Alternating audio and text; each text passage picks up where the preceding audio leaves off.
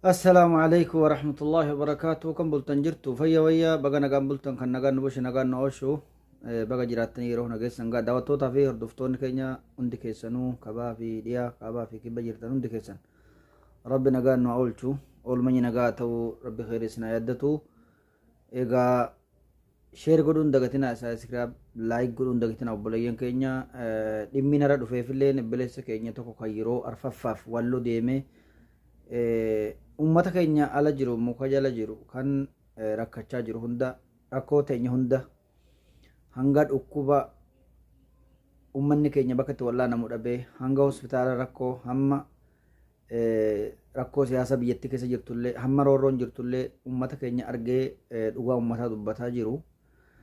Ammallee morra deebiidhaan hanga dhumaa akka viidiyoo isaa daawwattan jechuun barbaada. Uummata keenya walumaa galatti waliif dabarsaa wanni inni jiru hunii fi yaadinni deemuuf illee hedduu waan gammachiisaa waan abdachiisaadha. Haa ta'uti uummata keenya bira dhaabbachuun dirqama Oromummaa, dirqama obbolummaa, dirqama Islaamummaati. Namni kun egaa Oromummaatu isa dhaabaa jira. Saba isaatiif yaadee yeroo arfaffaadhaaf walloo dhufee dhaabbachaa jira. Fakkeenyaaf fudhannuuti naannoo Amaaraatti bara 19 keessa na fakkaate bara 19 bara 2019 keessa na fakkaate astaghfirullah moo bara 2020 keessa kan gubate masgida Maaxxaa jedhanii kan gubate gargaarsi ulamaa'idha Jumaa walumaa galattuu hirmaatameeti arbiyyaadhaan geeffame addunyaan.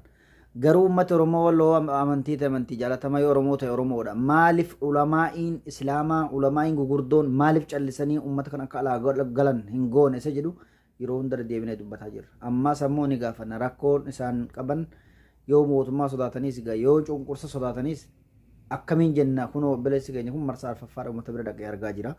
Ammallee immoo Jumaa dhuftu akka waliin Jumaan duraa tana fakkaatti akka inni dubbatutti akka Jumaa dhuftu tana gadi wajjiin teenyee wal mari'annee mariin baadatti uummata keenyatti gaaddisa goonu jee dubbataa jira jechuudha. Kanaafuu warri sagalee kana dhageessan sheer waliif godha. Uummati keenya hanga baate waan kana irratti akka hirmaatee wal argu jechuun barbaadanillee akka yaada kiyyaatti. Akkuma inni jeessan dhaamsa Oromoo bal'aati himenni dhaamsa Oromoo bal'aa kutaa 11 guutuu akka bakka sanitti baxxetti wal geenyee waan kana qooda irraa fudhannu isa jedhu dubbatee haagalatoomuu anillee yeroo hedduu viidiyoo isaatiin gadhiisaa jira warri keelloo miidiyaarlee akka dhiifaman hawwatan maaliif wanni kun rakkoo uummata keenyaa waan gabbaaftaniif isinillee yaada kan baaftaniif innillee ammoo yeroo hunda uummata keenya waan keessa jiran rakkoo hunda uummata gabbaasee dubbataa jiru waan keessa deemee jaan arge dubbataa jira waan gurraan itti himatanii dhagahee dubbataa jira.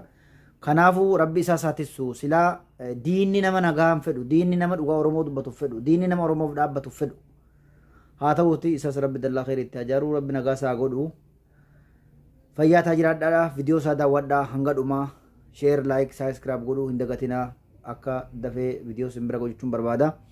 Kanaafuu sheer walii godha biyyaattillee uummataafillee himaa jechuun barbaada warra Facebook fi YouTube qabaatee waan kana jalan deemne akka uummanni walgahii kanarratti hirmaatee Jumaa dhuftu sanarratti wal gammachiisee yaada walirraa qoodatee wal abdachiisu jechuun barbaada. Fayyaana keessanaa baay'eetu umurii keessaa dheeratu viidiyoo daawwadhaa hanga dhuma. Daboo qabna. Daboo keenya kanarratti Oromiyaa guutummaan daboo kanatti daboonan kadhadhu daboo wallooti. Daboo jalqabaa moo walloo irraatii eegalle. Jimaata isa dhufaa jiru. Jimaata dhufaa jiru ganama barii magaalaa Baxxeetti wal argina. Uummata walloo keessa jiran guutummaa isaanii yoo danda'ame immoo uummata Oromoo wallootti dhiyaatan guutummaa isaanii Adaamaas haa ta'u eessa haa ta'u warri fagoo jirtan kamisa galgalaati bula. Warri dhiyoo jirtan warri Batteefaa Kamiseefaa jirtan Sanbateefaa warri naannoo sana jirtan immoo jimaata dhuftu ganama barii magaalaa Baxxee keessatti wal argine. Magaalaa Baxxeetti wal argine manoonni baay'een dachaa keessaa bakka konkolaataan galuu danda'uti. Mana 20-25tti kan tilmaamamu. Maan dhiirri tokko jira namni achi obbo Idriis kan jedhamu. Idriis jechuun nama jabaadha. Mana 30-25 olirraatiin ga'eera dachaa keessaa ijaareera.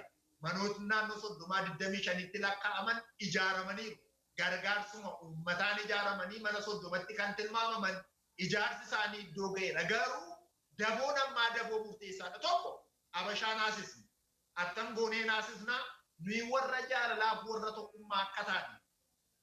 Daboon sun maaliif fayyada kan jedhu mana ijaara. Dachaa keessaa muka, simmintoodha, dhagaadha, qorqorrootu dachaa keessa jira. Manni gubatee jiru moo baay'een isaa gandarra jira. Ganda wasan qurquru gaara isaarra jira. Isatti moo makiinaan ol baasuu hin danda'u. Uummanni ganda wasan qurquru moo ol baafachuu hin danda'u. Sababni isaa bakkeetti gatamee jira. Humnas hin qabu. Baay'inni isaanis kana ol baasuu hin danda'an. Hundi isaa gubateera. Manni 503 achii gubatee jira waan ta'eedha. Jimaata gaafa achitti wal arginu hundumti keenya muka, mismaara, qorqorroo hundumaa wal baasneetu mana isa gaararraa ijaarsa jalqaba. Achii baanee ganda nannu qabaachuu dandeenya. Ganda dildiimaa deemuu dandeenya. Hitichaan deemuu dandeenya.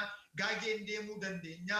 Araddaa karra gamsaa deemuu dandeenya. Ciriin deemuu, dardooyyee deemuu dandeenya. Garuu daboon keenya jalqabaadha. Ganda wasan qurqurirraa qaba. Jimaata dhuftu achitti wal argina. Waan ta'e isin qabattanii dhuftanii isinitti himu. Garduumii kan ittiin qorqorroo qarra.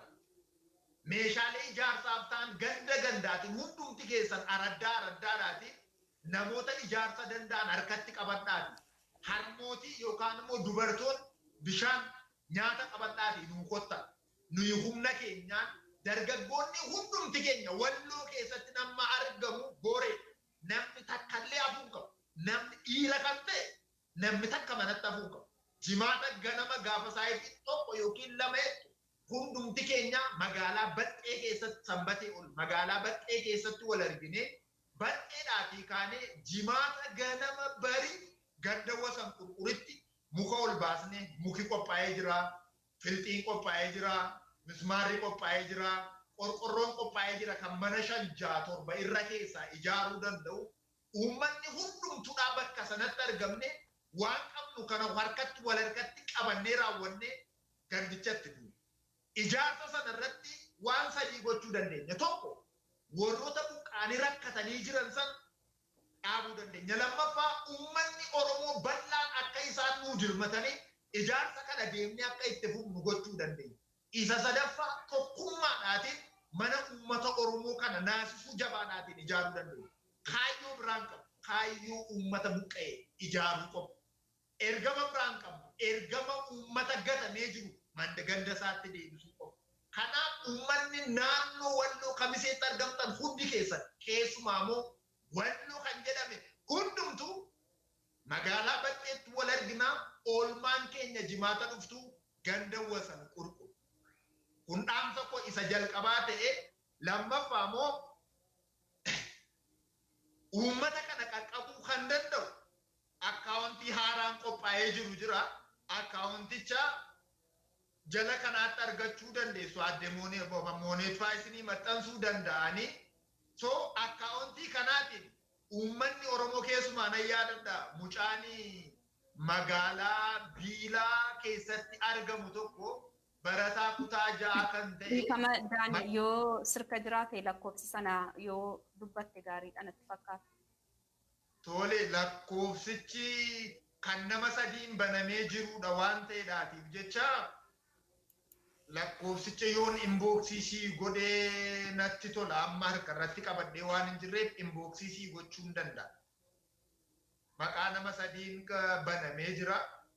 Gamaan magaalaa Biilaa keessaa mucaan kutaa 5 tokko maqaa isaa har'a dha'uu kanan hin dandeenye qarshii 5 gaafa gashu maayinni qarshii 5 ati galchite kun nan barbaade bilbila isaan iyyaafadhe namoota kana mucaa tokko qarshii 5 gashinnaana bilbila isaa iyyaafadhe maayinni wanti ati goote kun ennaan birrii 10 laatanii baajaajiidhaatiin mana barumsaa dhaqinaan jedhanii asii achi baajaajiin deemeen achi asimoo miilaan galeen birrii 5 akkaawuntii kanarra gashee naan yoo akkas ta'e walloo ijaaruu miti ganda dildiimaas ganda hitichaas guutummaa isaa ijaarree fixuu akka dandeenyu ani ragaa keessa isa kana immoo maal akka ittiin hojjenne immoo dhufeen sinitti maal sababni isaa kaayyuun keenya ergamni keenya dhaaba kamuu ijaaruu osoo hin taane uummata buqqee ijaaru dhugaa uummata kanaa immoo dubbachuu.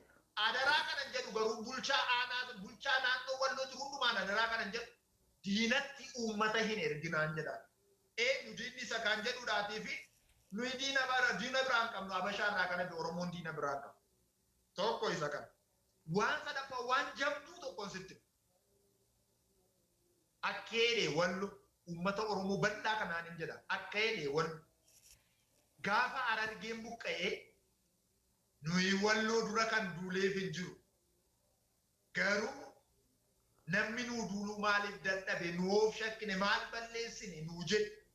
Lammaffaa silaa nuti kan nu qabnu obbo Dinquu Dayyaas ture. Obbo Dinquu Dayyaasidhaan nurkaa fuudhanii biyyaa nu jalaa baasan. Silaa amma kanaa bakkee hin teenyu isa obbo Dinquu Dayyaasin nu jalaa biyyaa baase rabbi nurraatii haa kaasu jedhan tokko kana.